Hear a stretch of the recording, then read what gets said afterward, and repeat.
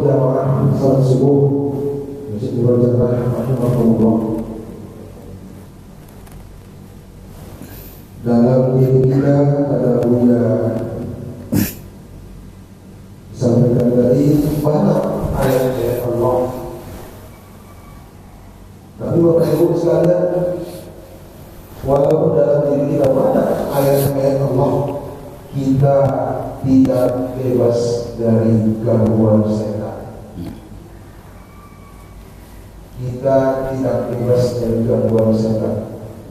Setiap hari kita diganggu oleh setan. Ada 7 tanda sholat diganggu setan. Ada 7 tanda sholat diganggu setan. Yang pertama adalah apabila lupa rakaatnya, itu tanda sholat sedang diganggu setan. Apalagi sholatnya sendirian.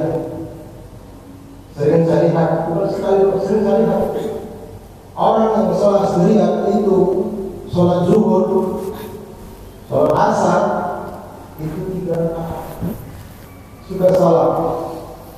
Rupanya dia lupa rakaatnya. Perasaannya itu sudah rakaat keempat, padahal itu baru rakaat ketiga, sudah salah. Kalau lupa atau ragu rakaatnya, maka kata Nabi Sallallahu Alaihi Wasallam, "Tsumma sajadataini qabla salam." Kemudian dia sujud sahwi 2 kali qabla salam, sebelum salam, yang dibaca subhanallah la yanamu wa la yasmu. Tsumma sajadataini 2 kali sujud sahwi qabla salam, sebelum salam. Ini tidak, sudah rakaatnya lupa, 3 rakaat sholat zuhur.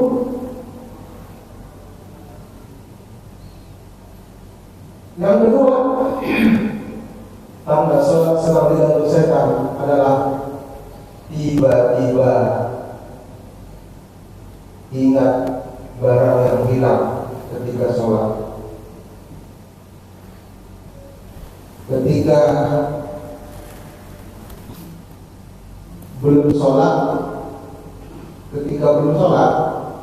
itu letak kunci di mana, HP letak, tak ingat, tak tahu.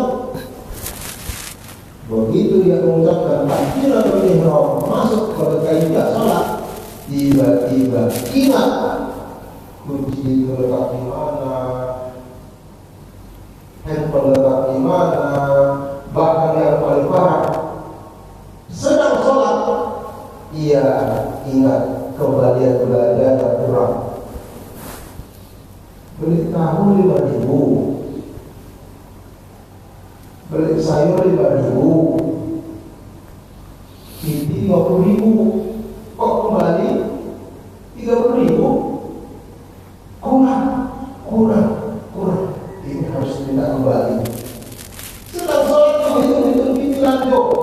Itu tanda sholatnya sedang menjadi setan.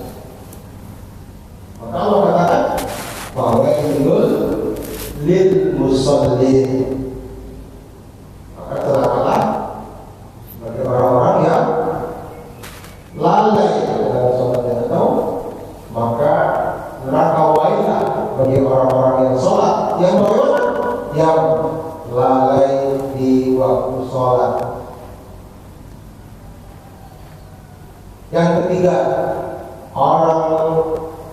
tanda orang sedang diganggu setan yang ketiga yaitu bergerak-gerak, dibuat-buat gerakannya bukan kaifiah sholat.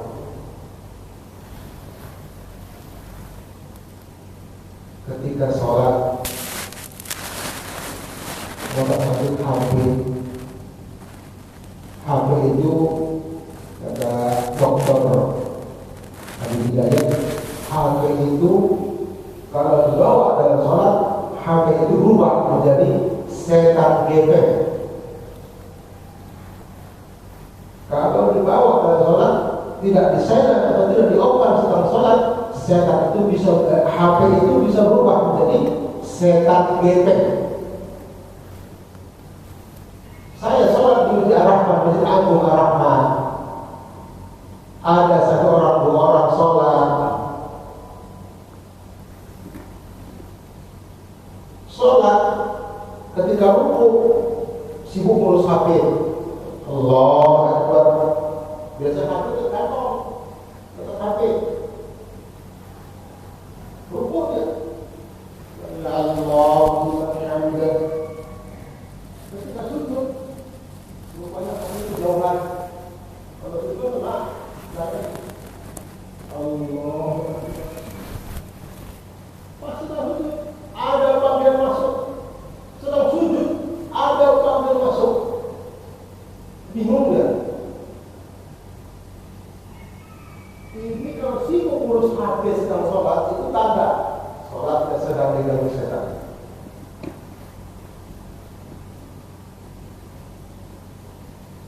Yang keempat, singkat-singkat aja nih, ini ada 7.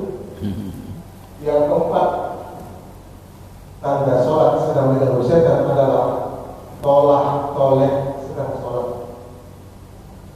Toleh sedang sholat, itu tanda sholat sedang diganggu setan.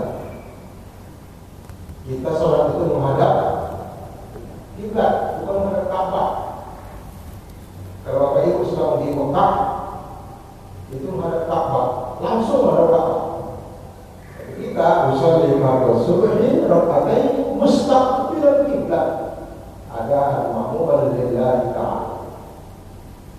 Diri kita menghadap kiblat, wajah kita tunduk melihat tempat sujud kita, bukan melihat tempat sujud orang lain. Allahu Akbar. Antum apa?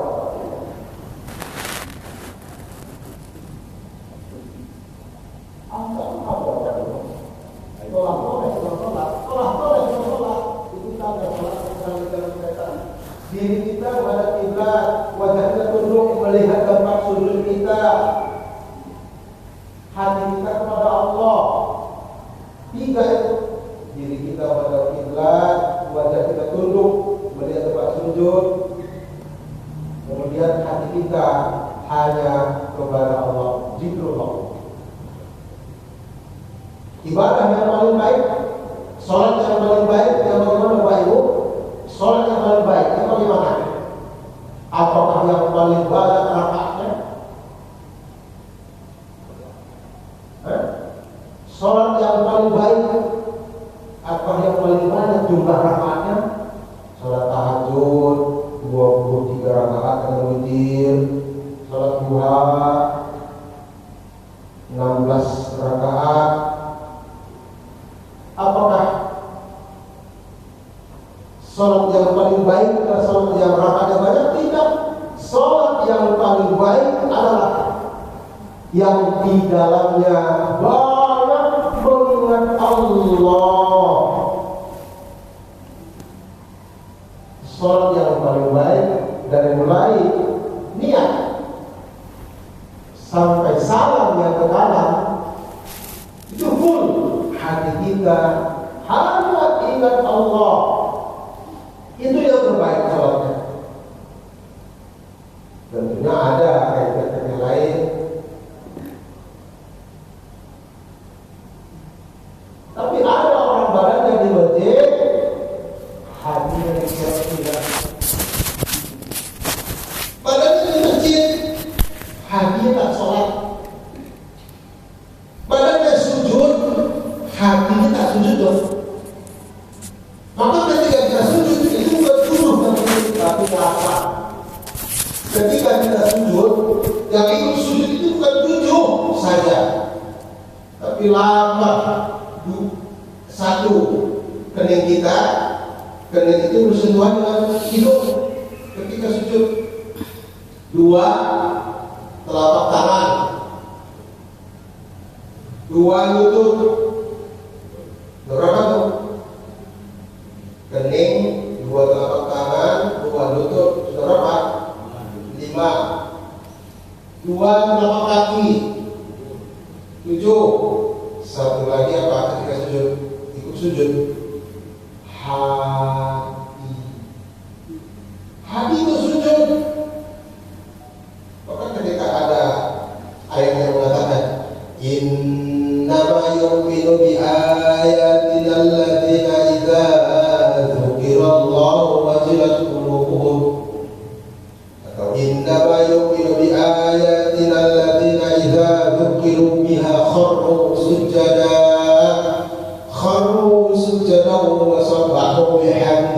rabbihim wa hum la yastakbirun.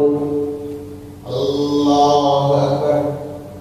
Yang itu macam apa? Sajada wa tahiya lilladzi khalaqahu wa sawwarahu wa syaqqa sam'ahu wa basarahu bihawlihi wa quwwatihi fa tabarakallahu ahsanul khaliqin. Sujud kita itu harus zahir dan batin. Dan terakhir, tanda sholat diganggu setan, yaitu ketika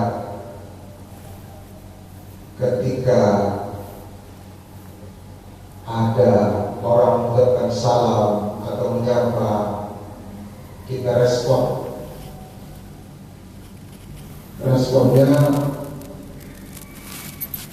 bagaimana? Bangunnya Bapak Ibu sedang sholat, tiba-tiba datang tamu,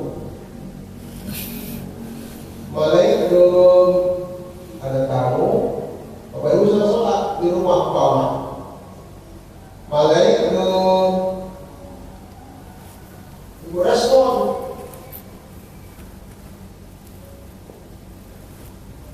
Baik,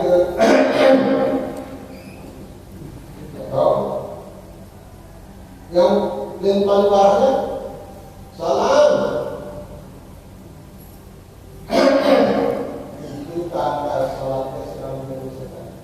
Kalau ada sedang sholat masih berkomunikasi dengan makhluk, itu sholatnya batal. Sholat itu hanya komunikasi seorang hamba kepada Allah. Tidak boleh sholat itu komunikasi dengan manusia. Kalau sholat itu satu saja, komunikasi kita hablum minallah. Kalau sudah sholat masih bisa menjawab salam, bisa mendahului, bisa batuk-batuk. Kalau sholat, sudah sholat itu tanda sholat sedang diganggu setan.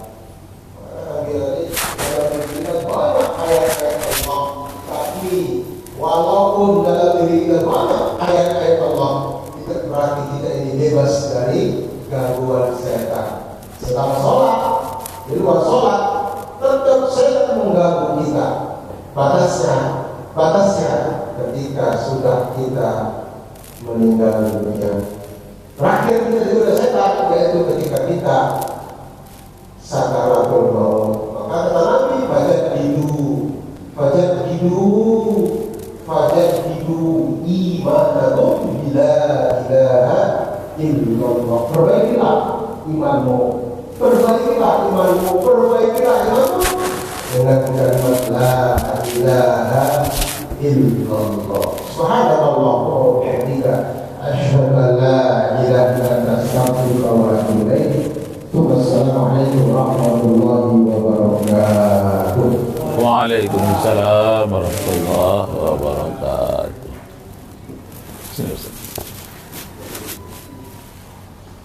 Allah. Alhamdulillah, terima kasih kepada Ustaz dan mudah-mudahan betul saja Allah semua. Amin ya Allah. Demikian, assalamualaikum warahmatullahi wabarakatuh. Warahmatullahi wabarakatuh. Dah masuk Ustaz? Berapa menit lagi? Hah? Oh 3 menit. Ya. Masih ada duduk? Suruk dulu ya. 3 menit lagi.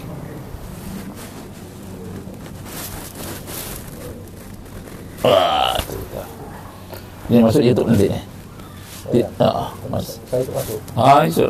Masuk YouTube. Lihat di ini Ustaz. Bismillah. Insyaallah. Iya. Tu. Nampak. Ya. Bismillah.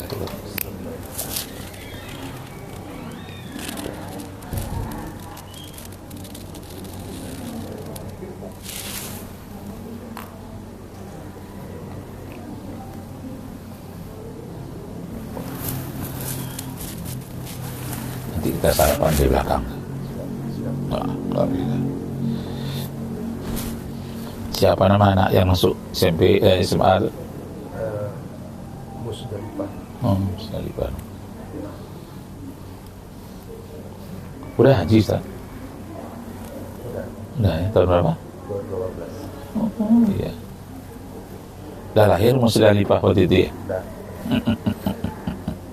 Saya kira karena ada terkesan di Musdalifah dikasih nama anak Musdalifah, benda sebelum itu memang udah dipersiapkan nama itu ya. Andi Musdalifah. Apa? Nama lengkap anak saya Andi Musdalifah. Oh, Andi ini. Andi Oh, Musdalifah. Andi ini Musdalifah. Iya, iya. Waktu di SMP dia dapat ranking apa lah? Mudah-mudahan dapat ranking terus gitu SMA sampai dia kuliah nanti kan. Tidak perlu ke ranking tinggi, pokoknya masuk 10 besar udah. Oh, udah mantap. 10 besar tuh bisa ranking 3, 4, 5 itu kan sampai 10 udah masuk itu tuh dah 10 besar udah bagus. Astagfirullah.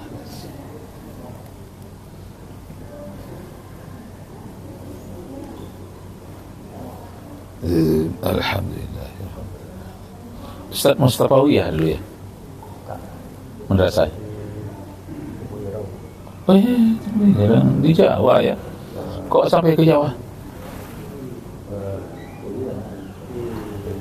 Ceritanya panjang. Iya. Yosir juga ya. Obrolan Yosir itu. Iya, nggak apa-apa kan? Apa ya? Nah, sejarah. Kenapa sampai ke Tebu Ireng? Dulu ada GNUTA kan namanya.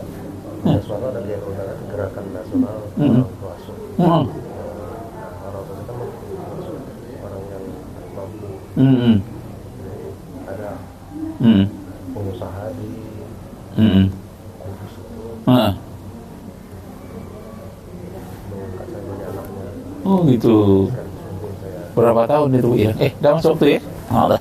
open juga. Udah masuk waktu Pak ya? Oh iya.